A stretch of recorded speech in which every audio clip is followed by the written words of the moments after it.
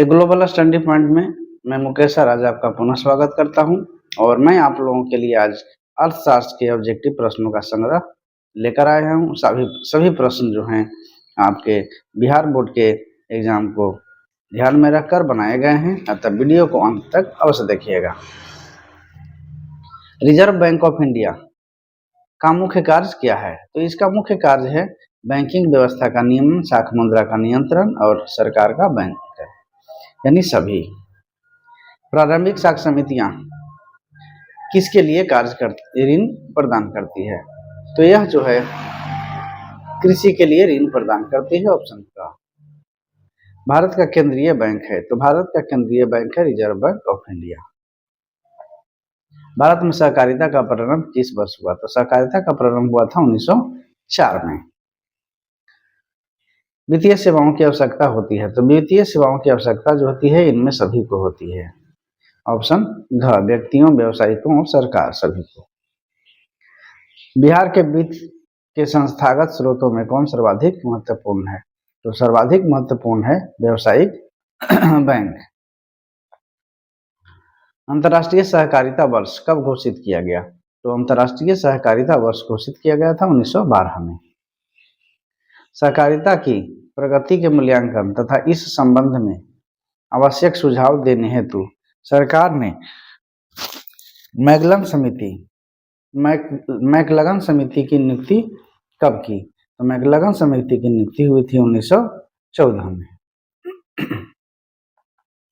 राष्ट्रीय कृषि एवं ग्रामीण विकास बैंक यानी NABARD, national bank for agriculture and rural development की स्थापना कब हुई थी? तो इसकी स्थापना हुई थी 12 जुलाई 1982 को।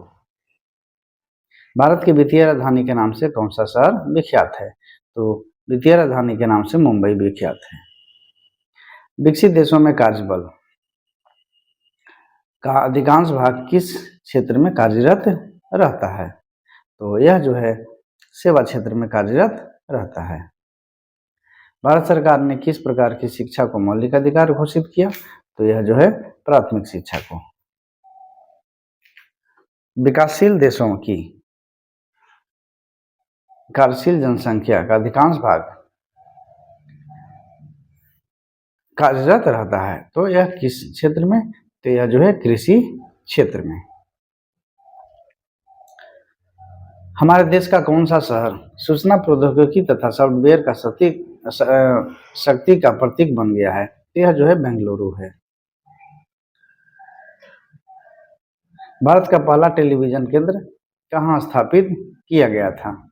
तो पहला टेलीविजन केंद्र हुआ था स्थापित दिल्ली में। किस आयु वर्ग वाले बच्चों को निःशुल्क एवं अनिवार्य शिक्षा प्रदान करना राज्य का दायित्व है? तो यह जो है 6 से 14। भारत सरकार ने राष्ट्रीय पोषण सहयोग कार्यक्रम एवं अथवा मध्याह्न भोजन योजना का आरंभ कब किया? तो यह जो है अगस्त 1995 में किया था। अगस्त 1995 में किया था, तो 95 में इसे राष्ट्रीय पोषण सहयोग कार्यक्रम के नाम से प्रारंभ किया गया था। और उसके बाद जो है जो कि 1 से 5 कक्षा तक के छात्रों के लिए यह योजना प्रारंभ की गई थी। बाद में जो है इसी योजना का नाम जो है अभी वर्तमान में कर दिया गया है प्रधानमंत्री पोषण योजना, पीएम पोषण योजना जिसे कहते हैं। सेवा क्षेत्र के विकास के लिए किसका विकास अधिक आवश्यक है? तो सेवा क्षेत्र के विकास के लिए मानव संसाधनों का विकास अधिक आवश्यक है। हमारे देश में सर्व शिक्षा अभियान कब प्रारंभ हुआ? तो सर्व शिक्षा अभियान 2001 में प्रारंभ हुआ।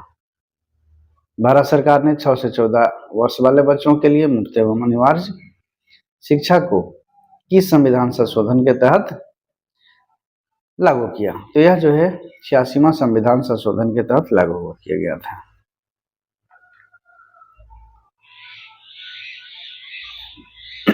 बैंकिंग एवं बीमा किस क्षेत्र के अंतर्गत आता है? तो बैंकिंग एवं बीमा जो है तृतीय क्षेत्र के अंतर्गत आता है, यानी सेवा क्षेत्र के अंतर्गत।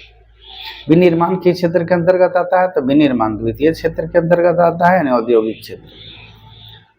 भारत में दिल्ली में प्रयोगात्मक रूप से टेलीविजन का पहला केंद्र कब स्थापित किया गया था? तो यह जो है 1959 में स्थापित किया गया था।